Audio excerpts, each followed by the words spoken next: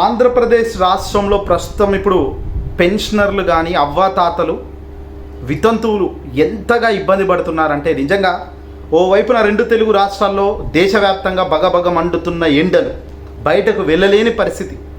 ఫిట్గా ఉన్నవాడే బయటకు వెళ్ళకుండా ఇంట్లో కూర్చోండ్రా బాబు అని చెబుతున్నారు టీవీల్లో. పని చేసుకునేది ఉంటే ఉదయం 9 కల్లా ఆఫీస్లోకి వెళ్ళండి, సాయంకాలం 5 తర్వాత బయటకు వెళ్ళండి, అత్యవసర పనులు ఉంటే మాత్రమే బయటకి అడుగు పెట్టండి, బగబగ మండుతున్న ఎండకు గురి కాకండి, తద్వారా వడదెబ్బ తగిలి ఆరోగ్యం దెబ్బతింటుంది, ఇంకేదైనా మీకు నష్టం జరిగే పరిస్థితి రావచ్చు, దయచేసి ఎండలో తిరగవద్దురా బాబు అని మొత్తుకుంటున్నారు టీవీల్లో. కట్ చేస్తే ఈరోజు ఆంధ్రప్రదేశ్లో గడిచిన 58 నెలలుగా పరిపాలన, జగన్మోహన్ రెడ్డి గారి పరిపాలనలో పెన్షనర్లకు ఒక్కరోజన్న వాళ్ళ పెన్షన్ గురించి ఆలోచించలేకుండా జగన్ చేశాడు. ఏ రకంగా చేశాడు? ఇంటికి వచ్చి తలుపు తట్టి 5 గంటల నుంచి ప్రారంభమైతే 11 గంటల వరకు ఫినిష్. కేవలం 1వ తారీఖున అంటే 5 గంటల నుంచి 11 గంటల వరకు మధ్యాహ్నం సమయం లోపు అందరింటికి పెన్షన్లు వాలంటీర్ వచ్చి ఇచ్చేవాడు. ప్రతి ఒక వాలంటీర్కు 50 ఇల్లులు ఉంటాయి. అలా వాలంటీర్ వ్యవస్థ పూర్తిగా పెన్షన్ను ఏ రకంగా గ్రౌండ్ లెవెల్లో ఇంప్లిమెంట్ చేసిందంటే దేశవ్యాప్తంగా అన్ని రాష్ట్రాలు కూడా జై కొడుతున్నాయి వాలంటీర్ వ్యవస్థకు. ఏకంగా తెలంగాణలో కూడా వాలంటీర్ వ్యవస్థను తీసుకొచ్చేందుకు సన్నాహాలు కూడా మొదలెట్టినట్టుగా సమాచారం అందుతుంది. అయితే ఇలాంటి పరిస్థితుల్లో తెలుగుదేశం పార్టీ చంద్రబాబు నాయుడు గారు ఏమనుకున్నారో ఏమో, తన వక్రబుద్ధి ఏ రకంగా వీళ్ళ మీదికి ఎందుకు తిప్పికొట్టాడో పాపం. కానీ ఈరోజు అవ్వాతాతలు ఇబ్బంది పడుతున్నారు. ముసలి వాళ్ళు బ్యాంకుల్లోకి వెళ్ళి లైన్లు కట్టాలా, ఎర్రటి ఎండలో, మండుతున్న ఎండలో చెమట కార్చుకుంటూ ఆ లైన్లో నిలబడాలి. ఎప్పుడు వస్తుందో తెలియదు. తీరా దగ్గరికి రాగానే లంచ్ బ్రేక్ అని బయటికి వెళ్ళిపోతాడు ఆ బ్యాంక్ మేనేజర్. ఒక గంట పోయి వచ్చినాక ఇంకా మళ్ళీ అప్పుడు కూర్చున్నాక ఇంకా దేవుడు ఎరుగు. అంటే సాయంకాలం పట్టితే ఒక 4 గంటల దాకానో 3:30 దాకానో కూర్చుంటే ఆ పెన్షన్ తీసుకొని ఇంటికి రావాలి.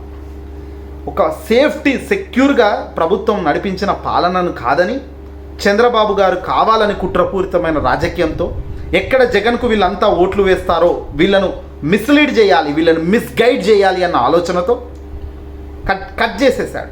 పెన్షన్ ఇంటికి వచ్చే విధానాన్ని కట్ చేస్తే పెన్షనర్లు రెచ్చిపోతారు. ఆగ్రహంతో వీళ్ళంతా కూడా జగన్కు వ్యతిరేకంగా మారుతారు. అప్పుడు నేనున్నాను అని మళ్ళీ నేను తమ్ముళ్ళు అనగానే నా వైపు అందరూ తిరుగుతారు అనుకున్న ఆలోచన చంద్రబాబు గారికి వచ్చిన ఆలోచన రూపంలో నిమ్మగడ్డ రమేష్ కోర్టుకు వెళ్ళడం, వాలంటీర్ వ్యవస్థ ఇంటింటికి వెళ్ళకూడదు, ఆగాలి అని పిటిషన్ వేసి కోర్టు నుంచి తీర్పు తెచ్చుకొని ఈరోజు ఏకంగా వాలంటీర్ అనే వ్యక్తిని ఇంటికి పోకుండా అడ్డుకున్నాడు.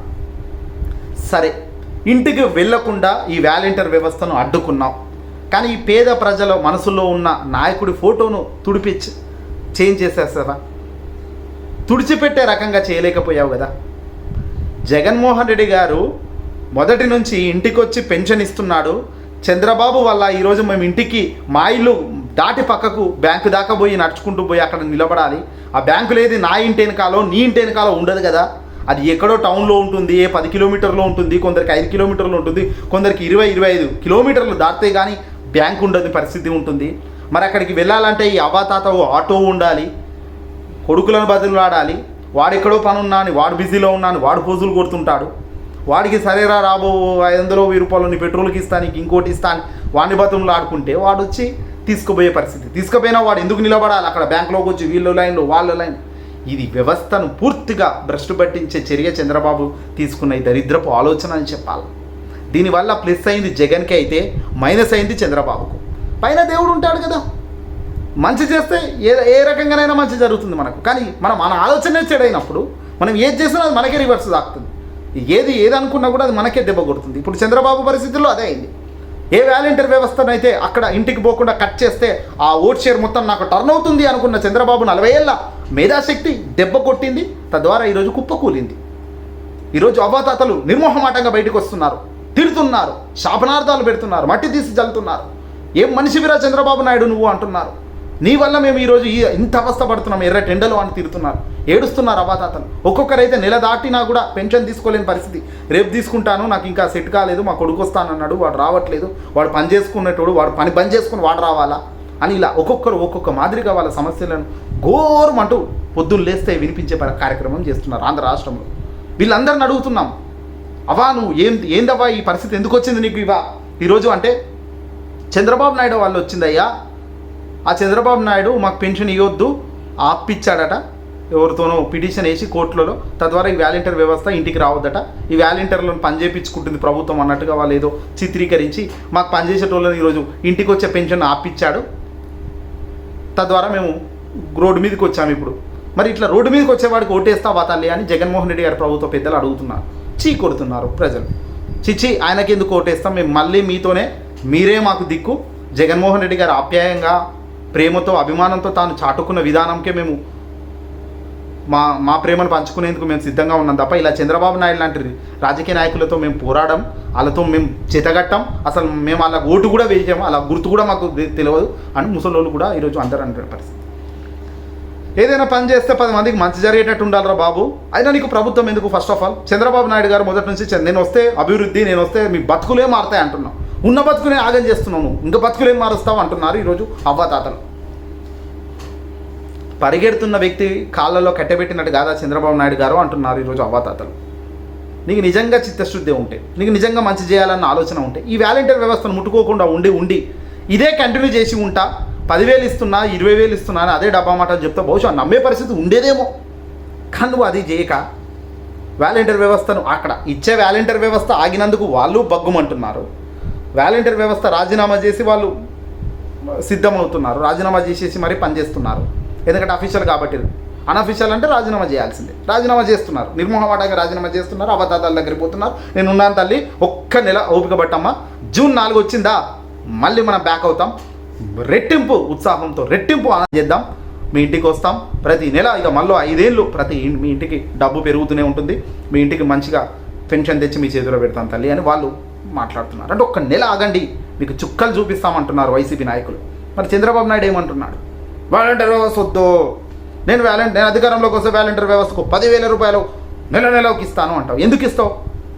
వాలంటీర్ వ్యవస్థ డోర్లు కొట్టేవాళ్ళు కదా, మగవాళ్ళు లేనప్పుడు ఇంట్లోకి వెళ్ళి ఆడవాళ్ళని ఇబ్బంది పెట్టేవాళ్ళు కదా అని నువ్వే అన్నావు కదా. మరి ఈరోజు ఎందుకు 10,000 ఇస్తావు? 5,000 పెంచి ఎట్లు ఇస్తావు? జగన్ ఇచ్చే 5,000 ఎందుకు సరిపోవన్నా నువ్వు? ఈరోజు 10,000 ఎక్కడి నుంచి తెచ్చిస్తావు? జగన్ 5,000 వాలంటీర్ వ్యవస్థ కేవలం 5,000 ఇస్తున్నందుకే శ్రీలంక అయిపోతుంది, రాష్ట్రం అప్పుల పాలు చేస్తుంటే జగన్ అన్నావు. మరి ఈరోజు నువ్వు చెప్పే హామీలు 1,50,000 కోట్ల ఖర్చుకు దారితీస్తుంది ఒక సంవత్సరానికి. మరి ఆ సంవత్సరానికి గల 1,50,000 కోట్లు ఎలా సృష్టిస్తావు? నువ్వు రాగానే మాత్రం ఒక 12 నెలల్లో లక్షల కోట్ల అభివృద్ధి రాదు కదా ఎక్కడి నుంచి కూడా. లక్షల కోట్లు వచ్చి లక్షల కోట్ల రోడ్డు అంటే నువ్వు వచ్చినాక చేసేది ఏంది?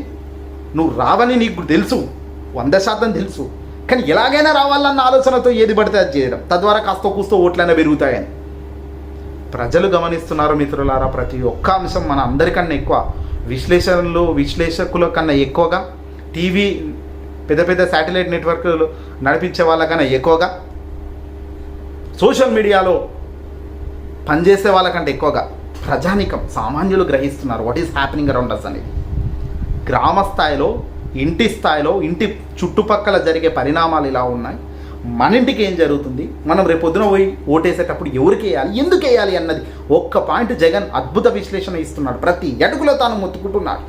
నేను వస్తే ఇది చేశాను, 100 ఏళ్లలో జరగని పరిపాలన నేను ఈ 5 ఏళ్లలో నేను ఈ మాదిరిగా మీ ముందుకు పరిపాలన తెచ్చాను, మరో 5 ఏళ్ళు తెస్తే నాకు ఇంకా ఈ గడిచిన 5 ఏళ్లలో దరిద్రం కరోనానే వచ్చింది 2 సంవత్సరాలు అయినప్పటికీ, ఈ స్థాయిలో రిజల్ట్స్ ఉన్నప్పటికీ ఇంకా నెక్స్ట్ 5 ఇయర్స్ కరోనా ఏమి ఉండదు కాబట్టి ఖచ్చితంగా నెక్స్ట్ 5 ఇయర్స్ ఇంకా ఈ 5 ఏళ్ల కన్నా రెట్టింపుగా మన రాష్ట్రం పెరుగుదలకు ఛాన్సెస్ ఉంటాయి. ఎందుకంటే ఆ 2 సంవత్సరాలు కూడా మనకు కలిసి వస్తుంది. ఇప్పుడు కేవలం పరిపాలన కేవలం 3 సంవత్సరాలే తీసుకోవాలి, ఎందుకంటే 2 సంవత్సరాలు మొత్తం నిశ్శబ్దమే కదా కరోనా వల్ల, ఆగమాగం మొత్తం మనసులు చచ్చిపోయి చాలా దారుణమైన పరిస్థితి రాష్ట్రాలు చూశాయి. దేశవ్యాప్తంలో మన రాష్ట్రం పైకి వెళ్ళాలన్న ఆలోచన ప్రతి ఒక్కరికి ఉండాలి తప్ప చంద్రబాబు నాయుడు పూర్తిగా భ్రష్టు పట్టిన మెదడుతో ఏదైనా చెబుతా, ఇంత దాకైనా పోతా, నమ్మేవాడు ఉంటే నమ్ముతాడు, నమ్మనివాడు బొందలో కలుస్తాడు. కానీ నాకైతే ఈ ఆగమయ్యేటోటే కావాలి, మంచి చేయడానికి కాదు, నేను చెడు చేయడానికి అంటున్నావు. ఇన్ని గనం అంటున్నా, నిన్ను ప్రజలు ఎందుకు నమ్మాలి? పెన్షనర్లకు రేపటి నుంచి యూనియన్ బ్యాంకు నుంచి కేంద్రంగా మళ్ళీ రేపటి నుంచి డబ్బులు పంపిణీ జరుగుతుంది బ్యాంకు ద్వారా. రేపటి నుంచి అవస్థలు చూడండి, పెన్షనర్లు తాతలు కానీ వితంతువులు కానీ పెన్షన్ల కోసం ఇక బారులు తీయాలి లైన్లు. దుర్మార్గపు చర్య.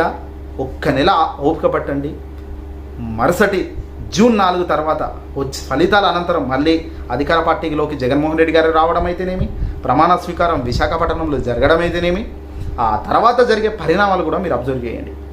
రాష్ట్ర వ్యాప్తంగా మంచి జరిగే పవనాలే ఎక్కువగా కనబడుతున్నాయి. పేద ప్రజలకు అండగా నిలబడ్డ వ్యక్తికే ప్రజానీకం ఓటేసేందుకు సిద్ధంగా ఉంది తప్ప దుర్మార్గులకు కానీ, మాయమాటలు చెప్పేవాళ్ళకు కానీ, మోసాలు చేసే వాళ్ళకు కానీ ఎక్కడ చోటైతే లేదు ఈసారి రాష్ట్ర వ్యాప్తంగా అన్నది ఆంధ్ర రాష్ట్ర ప్రజలు గట్టిగా డిసైడ్ అయితే అయిపోయారు. దీనికి కూడా కామెంట్లు దరిద్రంగా టీడీపీ వాళ్ళు చేస్తున్నారు. చేయని, మంచి చేసే వాళ్ళ పక్కన నిలబడితే